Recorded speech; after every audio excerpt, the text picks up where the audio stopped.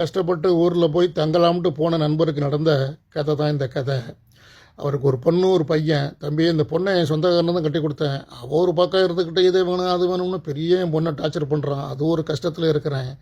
இந்த பையலை படிக்க வச்சேன், சரியாக படிக்கலை. நான் வெளிநாட்டில் இருக்கிறப்ப என் மனைவி சொன்னா, நீ வெளிநாட்டுக்கு அழைச்சிக்கன்னு சொன்னா. ஒரு நல்ல கம்பெனியை பார்த்து தான் நான் அழைச்சேன். அந்த கம்பெனியில் இது சரியில்லை அது சரியில்லை அப்படின்னு எனக்கும் அவனுக்கும் அவ்வளோ பிரச்சனை. உடனே என் மனைவி ஃபோன் பண்ணி, நீ பிள்ளைக்கு சரியான கம்பெனி பார்க்கல, உனக்கு வழக்கம் தெரியாது அப்படி இப்படின்னு சண்டை போட்டா. அவள் திருப்பி கேன்சல் பண்ணிக்கிட்டு இவன் போய்த்தான். போய் ஒரு 3 மாதம் கழிச்சு வேறு கம்பெனி நல்ல கம்பெனியாக ஒரு விசாடு அப்படின்னு சொன்னான். சரி, விசிட்டில் எடுத்து வேலை பார்ப்போம் அப்படின்னு கொண்டு வந்து பார்த்தா, இது எந்த கம்பெனிக்கும் வரல தம்பி. பாட்டுக்கிட்டு திங்க வேண்டியது, டிவி பார்க்க வேண்டியது, மொபைல் பார்க்க வேண்டியது, இப்படி பார்த்துக்கிட்டே இருந்துச்சு. எனக்கும் அவனுக்கும் சண்டை. இந்த சண்டை நடக்கையிலையும் அவன் சொல்கிறான், அவனுக்கு வேலை பார்க்கணும் சம்பாதிக்கணுங்கிற பொறுப்பெல்லாம் இல்லை, எனக்கு ஒரு ஐஃபோன் வாங்கி கொடு அப்படின்னு சொல்கிறான்.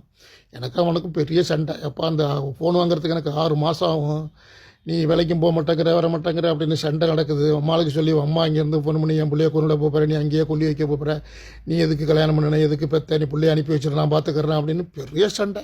சரி போடான்னு போய்த்தான். போய் ஒரு 3 மாதம் கழிச்சு சொல்கிறான், அவனுக்கு பொறுப்பு இருக்காது, நீ கல்யாணம் பண்ணி வச்சா தான் பொறுப்பு வரும் அப்படின்னு சொல்கிறான்.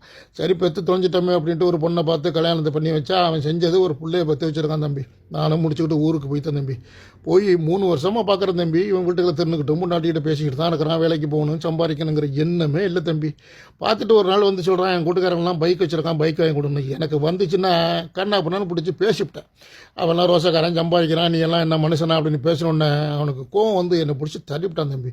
வாழ்க்கையே வெறுத்து போச்சு தம்பி. இத்தனை வருஷம் சம்பாரித்து இந்த பிள்ளைக்கு போட்டு, இந்த மனைவிக்கு போட்டு, இந்த வீடை கட்டி காத்து கடைசியாக இந்த பிள்ளைகிட்ட அடி வாங்கலாம்னு போயிடுச்சே அப்படின்னு என் மனசு நொந்து போச்சு தம்பி. என் மனைவி வந்து பார்த்துட்டு சொல்கிறா, எனக்கு சப்போர்ட்டாக பேசலை தம்பி. நீ வந்தத்துலேருந்து பிள்ளைகிட்ட சண்டை போடுற, என்கிட்ட சண்டை போடுற, நீ வெளிநாட்டிலே இருந்துலாம், ஏன் வந்து தொலைஞ்ச, நீங்கள் வந்தத்துலேருந்து எங்களுக்கு நிம்மதி இல்லை அப்படின்னு அவளும் ஒரு பக்கம் பேசுகிறா தம்பி. இவ்வளவு சம்பாரிச்சு போட்ட நமக்கு இது தேவையா தம்பி?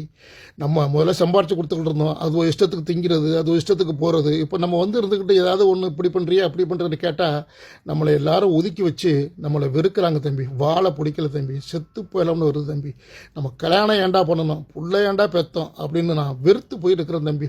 3 நாள் கூட கோச்சிக்கிட்டு வெளியில் போயிட்டேன் தம்பி. அப்புறம் என் அண்ணன் சண்டை போட்டு சமாதானம் பண்ணி தான் கொண்டு வந்து வீட்டில் விட்டான். இன்றைக்கி நான் அதோட பேசுகிறதில்ல, போகிறதில்ல. இந்த பிள்ளைகளுக்கு மனைவிகளுக்கு சம்பாரித்து போட்டுட்டு ஊரில் போய் தங்க போகிறப்ப தான் தம்பி தெரியுது பாசம் வேஷம் இதெல்லாம். வெறுத்து போய் நான் இருக்கேன் தம்பி. வெளிநாட்டில் வாழ்க்கையில் ரொம்ப கஷ்டப்பட்டவன் நான் தம்பி. 35 வருஷம் வெளிநாட்டில் கஷ்டப்பட்டு ஊரில் போய் தங்க